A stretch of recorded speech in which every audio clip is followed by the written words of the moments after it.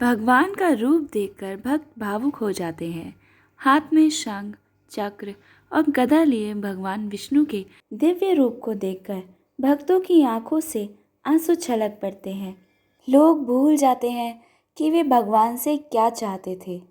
आपने कई भक्तों की कहानी सुनी होगी जो प्राचीन काल में तपस्या कर रहे थे। आजकल लोग जंगल में जाकर तपस्या नहीं करते हैं, लेकिन घर में भगवान की पूजा करना, मंदिर जाना और झुकना ज़रूरी है। लेकिन क्या आपने कभी सोचा है कि मंदिर जाने वाले लोग भगवान को प्रणाम करते हैं और फिर उनकी आंखों से आंसू बहने लगते हैं? क्या आपने कभी सोचा है कि भगवान के सामने आंसू बहाने का क्या मतलब होता है? वास्तव में जब कोई शुद्ध मन से भगवान के दिव्य रूप का ध्यान करता है तो उसका रूप आपकी बंद आंखों के सामने होता है। उनके अद्भुत रूप को देखकर मेरी आंखों में आंसू आ जाते हैं।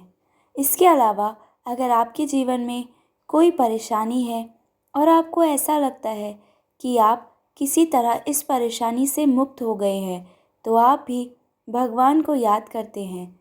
ईश्वर में आपका विश्वास कितना गहरा है कि संकट के समय आप उन्हें अपने माता पिता के रूप में याद करते हैं। आप उम्मीदें करते हैं कि संकट के समय भगवान आपको रास्ता दिखाएंगे, चाहे वह किसी भी रूप में हो। वहीं कहा जाता है कि जब कोई भी व्यक्ति मंदिर के गर्भगृह में जमा ऊर्जा के सामने बैठता है तो अंदर से नकारात्मक ऊर्जा बाहर आने लगती है और संकट की घड़ी में वह रोने लगता है। ऐसा लगता है कि उस व्यक्ति पर भगवान की कृपा बरस रही है। इतना ही नहीं, भगवान भी इस संकट की स्थिति में अपने भक्तों की रक्षा के लिए नंगे पैर दौड़े आते हैं। वहीं कहा जाता है कि भगवान के खिलाफ रोने वाला कभी दुनिया के खिलाफ नहीं रोता है।